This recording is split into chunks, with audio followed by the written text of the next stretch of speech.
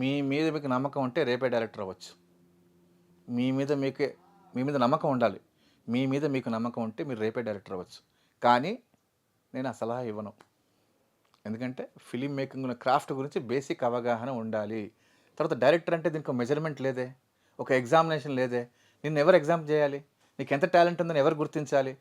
నేను చెప్పాను, జ్వరం వస్తే థర్మామీటర్ పెడితే 90 95 ఉందని చెప్తారు. నీ టాలెంట్ ఎంత ఉందని చెప్పాలి? యువర్ టాలెంటెడ్ గై అని ఎలా చెప్పాలి?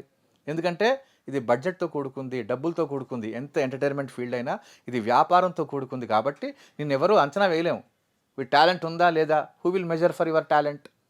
నా దృష్టిలో ఏంటంటే చిన్న కోర్సెస్ లాగా చేసుకొని ఒక ఒక ఒక సినిమా మీకు ధైర్యం వచ్చేట్టు, లేదా 2 సినిమాలు మీ ఇండివిజువల్ మీ మనసులో ఒకటి ఉంటుంది. ఎందుకంటే ఎవరు ఎదుటివాడిని అంచనా వేయలేము.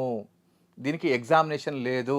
నువ్వు అద్భుతమైన డైరెక్టర్ అయిపోయావయ్యా, నీకు 1 ఇయర్ సరిపోయింది, 2 ఏళ్ళు సరిపోయిందని ఎవరూ చెప్పడానికి లేదు. నీ మీద నీ నమ్మకమే చాలా ఇంపార్టెంట్. కాబట్టి చదవండి, రాయండి, చూడండి, కష్టపడి పని చేయండి.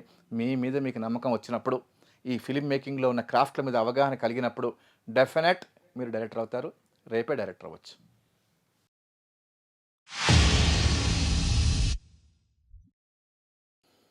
ముందు మీరు డైరెక్షన్కి వెళ్తున్నారు కాబట్టి డైరెక్షన్ టీమ్ అంటే ఏంటో తెలుసుకోండి. First director, captain of the ship, director కింద కో డైరెక్టరు, కో డైరెక్టర్ కింద అసోసియేట్ డైరెక్టర్సు, అసోసియేట్ డైరెక్టర్స్ కింద అసిస్టెంట్ డైరెక్టరు, అసిస్టెంట్ డైరెక్టర్ కింద అప్రెంటిస్ అంటే కొత్తవాడు. ఫస్ట్ ఈ టీం ఉంటుంది. తర్వాత మీ రేంజ్, కో డైరెక్టర్గా వెళ్తారా? ఆ పనులేంటి, కో డైరెక్టర్స్ డ్యూటీస్ ఏంటి తెలుసుకోవాలి. లేదు అసోసియేట్గా వెళ్తారా?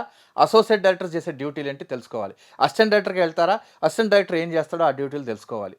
తర్వాత ఈ రోజుల్లో ఏం జరుగుతుంది, at least minimum knowledge on internet, తర్వాత ఇంగ్లీష్, ఫారిన్ మూవీస్, తర్వాత ఓటీటీ ఫిల్మ్స్, తర్వాత లాంగ్వేజ్ చిన్న ట్రాన్స్లేషను, తెలుగు డీటీపీ వర్క్స్, ఇవన్నీ ఫస్ట్ ఫౌండేషన్గా. తర్వాత కొంత డైరెక్టర్లు ఏం చేస్తారు, మీరు అద్భుతంగా నరేట్ చేయగలిగితే చిన్న చిన్న ఆర్టిస్టులకు కూడా వెళ్ళి మిమ్మల్ని నరేట్ చేయమని చెప్తున్నారు. కాబట్టి కమ్యూనికేషన్ స్కిల్, అది హిందీ కావచ్చు, తెలుగు కావచ్చు, వేరే లాంగ్వేజ్ కావచ్చు, ఫ్లో ఉంటే చాలు.